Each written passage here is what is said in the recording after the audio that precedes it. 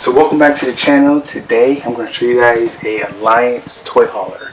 Now be sure to subscribe to the channel. I am in Utah and they do have a huge RV show going right now. So let me show you guys around this beautiful floor plan and then I'll show you guys some things on the outside. Alrighty, check out this kitchen. They do have a small island here in the center and you do have a slide on both sides. This is a little bit smaller for the dinette. And then check out how much room you have with the chairs. Now they do have a little station here for like a coffee pot with some storage above and below, as you can see. And they have it with like a tinted glass. Looks really good. Accent lights on the top.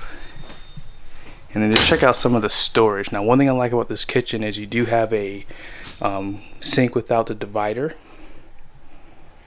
And they do provide a pantry too. A very large one, and it's illuminated. Really nice. And this one does have a residential refrigerator.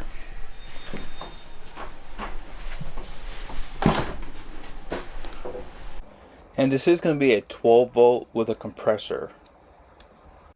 For the most part, most RVs in 2022 are going to have a solar prep of some sort. So just keep that in mind. This is my first time ever seeing a Alliance RV too.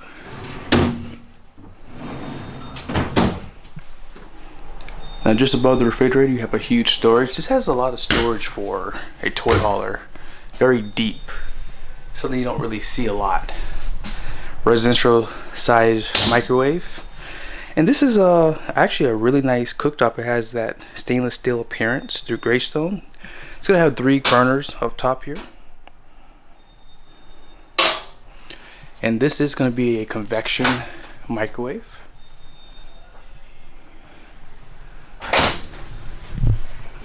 But yeah, this has tons of storage. Here's your control box, or I should say this is your breaker box, excuse me, not control box. Has it high up. And on this side, this is your control center. And this does have that Cummins 09. I'll show that to you guys on the outside. Now something that they did that I really like is they do provide storage below these steps. Love that. Pocket door on the side for the bathroom, and you can enter the bathroom from the bedroom or from the hallway. One-piece shower. Love the fixtures. Everything looks good. They use black fixtures and they provide like a lot of LED lighting too. I like that at RV shows everything's already turned on, so that makes it a lot easier. This is a decent sized shower with a seat. Decent storage inside the bathroom. And let's walk out this way so you guys can see the bedroom just a little bit better. Nice walkway there. And this looks to be a king bed. And I like how they put the power on each side. And they do it on each side of the bed. And this does have a Coleman Mach air condition. Let's check out this dresser too. Wow, look at that. That's really cool. And for the most part, I mean, this is a decent built RV. As you can see here, you can't overfill these drawers, so that's something that you have to really be careful with. Now this closet is huge. They already provide light. You do have your washer and dryer prep inside of this area too, with some power. And then, yeah, it's a big closet. And then just like a little personal closet right here. And storage above. It's really nice. And as you would expect, there is storage below the bed. So let's go ahead and walk back to the garage because that's going to most likely be important to you. Now, this is not anything new, but you do have a loft up top there for your kids to sleep in. That loft is really good if you do have a toy inside the garage, and obviously your kids can't sleep back here. They do provide washer and dryer prep in the bedroom or out here. And I like that they do that, because if you do have a toy that just fits right in here, having that washer and dryer in the bedroom would probably benefit you. But yeah, this is awesome. They do have an AC unit. It looks like it's only ducted for this area. And then so this has 3 AC units too, so just keep that in mind. And I didn't show that to you, but there's storage above this couch down below here too. And actually, maybe I should show you this area. I don't think I showed this to you, and I apologize.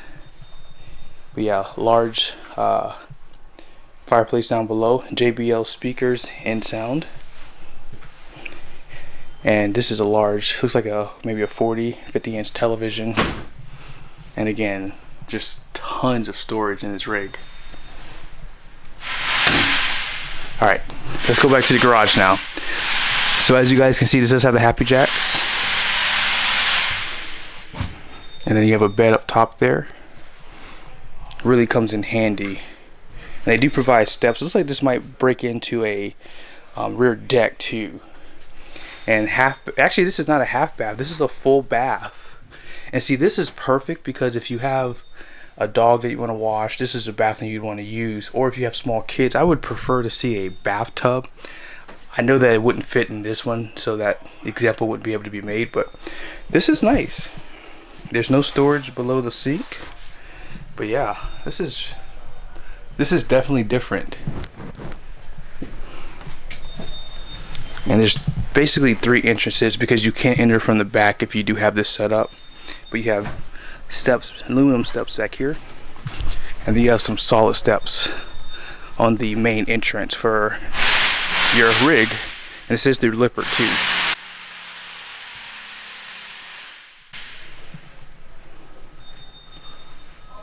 Wow.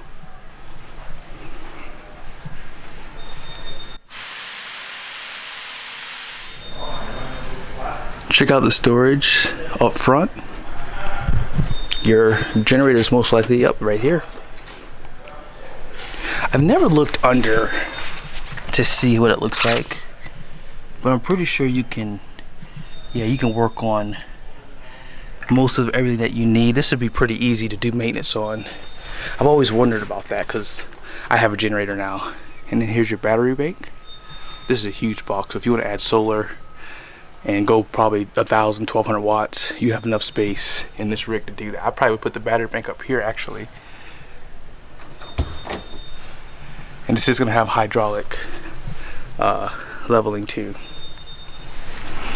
And this is using the RhinoFLEX. Now, I am surprised that they're only using 30-pound propane tanks. It looks like they could have maybe allowed for it to use 40 pounds, but it's just fixed in here. And then here is some of your storage.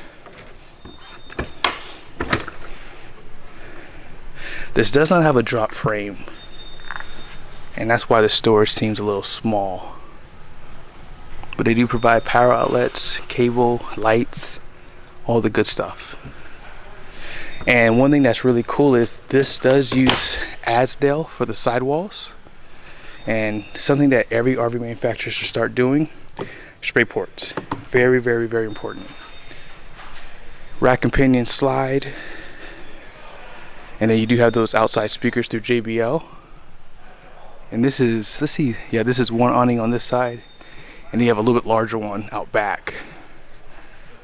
They have LED lights below it. And what kind of tires does Alliance use? They look like they're using Westlake tires. And here's some of the ratings. They're going to be a G-rated 14 ply.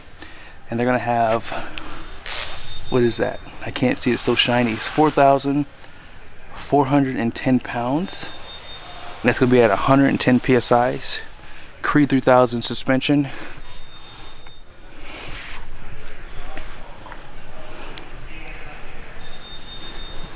It's a really nice rig.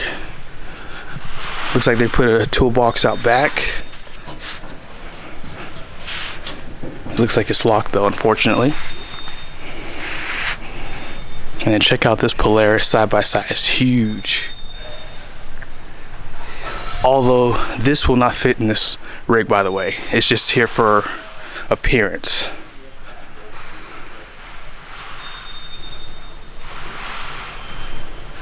You guys can see the ramp door out back. Now obviously this is going to have 50 amp power supply. They do provide a ladder for the roof. And then this is your fuel station on the side. Let's see if it's open here.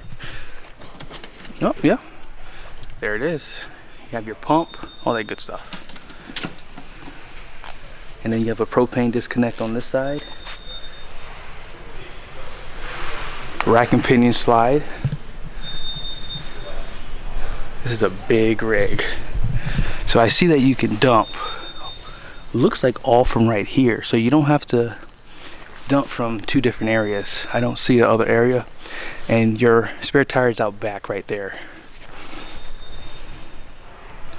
But yeah, that's pretty cool.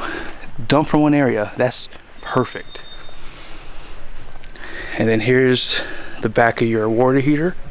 This looks to be a 12-gallon too. I'll show it to you really quickly here. Down here you can see it says 12-gallon US. So there you go, it's a 12-gallon water heater. I'm seeing more tankless water heaters, but I would prefer to have maybe 40-gallon propane tanks, just because I've heard from other RVers that they do use a lot of propane, especially if you take long showers. Back of your heater sits through Suburban, and this is where you're going to pull your valves at, right here. And I love that they put them there, because if you run your water hoses through here and you have to pull your valves, it does become a problem in my opinion. So just keep that in mind. But this does have the Nautilus system. It's a really good setup here. They provide some power, and I love that they give you lights on both sides too. That's something that you don't normally see, and they make it convenient, you know, to go back into your basically your attic, I would call it, if you need to work on anything. So I like that they do that. Mine, I have to unscrew a bunch of stuff to get back here, so this is pretty cool. Schwintek slide right here, and this is most likely going to be for your auto leveling system. 30-pound propane tank. And let's take a quick look at the numbers. So this is going to have a gross vehicle weight rating of 20,000 pounds, which is pretty typical for a toy hauler. And gross axe weight rating, you have 3, so 3 times 7,000, that's 21,000 pounds. So they're actually giving you more capacity than your GVWR. That's pretty rare actually. Unloaded, this is 14,992 pounds. So if you take this number and subtract it from here, this RV has almost 5,000 pounds of capacity that you can add. So your toy that you put in the back, any of your gear, if you plan on living in it full time, all the stuff you bring with you, 5,000 pounds is probably one of the highest numbers I've seen so far in this segment, I should say. But I hope this video was helpful. Be sure to subscribe to my channel, and I'll see you guys soon.